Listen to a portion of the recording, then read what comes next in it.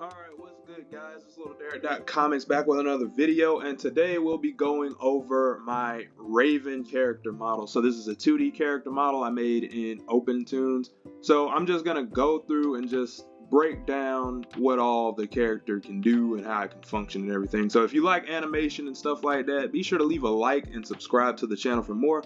But we're gonna go ahead and get into it. So first off, I can move the character around freely in space. I can rotate the character, all that. Very basic stuff, but that's stuff that I could really do with a PNG image of the character. What makes this special, right? Let's go to some of the moving parts, okay? So let's start from the torso. That's the most important part. So if I go to the torso, all right, yeah, if I go to my plastic tool, and let me zoom in a bit. So you see, anywhere that I like rotate this torso, the rest of like the little cloak and the arms and the rest of the body will kind of follow. I can kind of shrug the shoulders a bit if I wanted to. Same thing with like the Robin and the cyborg model. I can kind of, move the hips, and I can kind of move these legs inward a little bit if I wanted to. It's a little weird looking, but yeah, that's one thing I can do. And the torso is the most important part because everything is pretty much attached to this torso. This is where the arms attach at this 4th point, and at this 5th point is where the legs attach to like the bottom. And I'll show you guys before I go on, but this is basically how it looks. I know I kind of mentioned it in the cyborg video, but this is the layout to everything. So I'm gonna try not to scare you with this, but basically you can see right here is the torso, and we'll call this like we'll call this the origin, right? So you can see everything else in this kind of weird tree is, we'll say, parented to that torso, right? So like I said, I can move the torso about, and that makes, say, the arms move with the torso, because up here, the arms, I named them like right arm, left arm, they're connected to this, right? Even though they're connected and they move with the torso, I can move them independently of one another. So I can move the arms just fine. The arms have their own kind of movement. I can bend in the arms a bit. You know what I mean? I can even move the hand a bit if I wanted to. It's something simple. Let me bring it out so you can like see it a little bit better. It's a little wiggly and wavy. Actually, yeah, kind of like that. It's got a nice little animation. Those are the arms. I'm gonna call this the first generation, right? Because this is the first set of things that are connected, like that are immediately connected to the torso. So hopefully I haven't lost you yet. But the arms, like I said, are connected to the torso. The legs are also connected, so I can rotate the legs a bit. I can bend the legs inward. I'm only gonna just show one leg. Yeah, and then I can like bend the like tip of the shoe. I actually set that up pretty well. I thought that was gonna look a lot worse than it actually was, but and again, it's connected to the torso, so the torso will also move the legs, not vice versa. But also the cloak, right? Let's talk about the cloak. So similar to Robin, and I could probably do more with this. I might need to set up more detail with this, but if wherever I move the body, the cloak also kind of follows, and I can also animate the cloak to like kind of swoosh a little bit, like if I wanted to, or let me put her back to right here. I could also like extend it outward if I wanted to. So that could be good for like if it's like windy or something like that. I could probably do more to the cloak. I did more with Robin's cape. But yeah, and then there's like a little hooded part to the cloak that's also connected to the torso. And I can like raise it up. I just kind of raise the hood up. And what's good about that is if, say, I raise the arm, right? And the arm came up a certain distance, I could also raise the little cape portion up with it. Or if I just want it like wavy a little bit, just so like if it's windy, I can move that up with it, if that makes sense.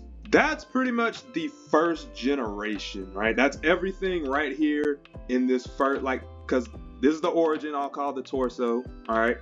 And then everything else right here, the hood, the arms, the legs, the cloak, it's all connected to the torso and it moves with it. Now, there's one more part to this generation that's connected to the torso, and that's the neck, right? And I have this extended like the furthest right here because it leads into the next generation, if that makes sense. So with the neck, if I were to, move the neck, it can move independently. Well, yeah, I mean, all the parts can kind of move independently, but it'll move the head. So not only does, the torso move the neck, let me visualize this for you. So, like I said, torso moves the neck moves with the torso, and then I can also just move the neck, and that'll control the head because it's connected to the head, right? So that's the end of that generation, I'll say. And the neck leads into the next generation, and that's the head. But yeah, I can rotate the head all on its own, and then the hair will move with it and stuff like that. So this next generation, the second generation, I guess, will only be the head. That's the only thing that's directly connected right after something from the torso, right? So Gen 1 into Gen 2, and the face or the head leads us into this next generation. I'll call this the third generation, and that'll be like anything a part of the face. So let's go with the eyebrows, right? Let's zoom in. The eyebrows move with the face. So anywhere the face moves, but yeah, anywhere the face moves, the eyebrows will also move.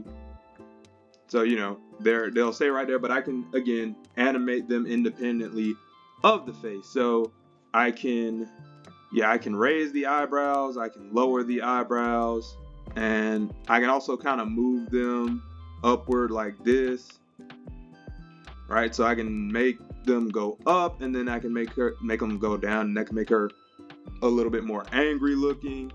I can also kind of extend them upward and make that even a bit more expressive. But yeah, and also a part of this third generation, we'll call it, is one of my favorite parts, and that's the hair. So I really wanted the hair to be cool, and so the little tips right here of the hair, these little bangs, they can move, right? And it kind of makes the rest of the hair move, but I can also get the end right here. But yeah, I can get the ends, and I can have them move. So some cool stuff. And this will be really good for like a windy effect. Her hair can just kind of swing in her face. Also, I mentioned this in pretty much every video, but I don't have the mouth as an object on here yet, because when you're doing animation, you could do like a lip sync thing, and I haven't figured out how to do that yet, so I haven't done the mouth yet. But yeah, that's the hair, and I also have the back of the hair. So the back of the hair can also move on its own. But yeah, that's the hair, and we also have the eyes. So yeah, I can kind of raise these a bit. I want to have it so that she can kind of open her eyes a bit wider or something like that. But I'm sure there's something that I could do with this, like make her a little bit more sad looking or something. It didn't work as well as the Robin and the Cyborg one. Might be a skill issue on my part. But I can also like droop them down if I wanted to. Also, the pupils are their own separate thing, so I'll show that in a second.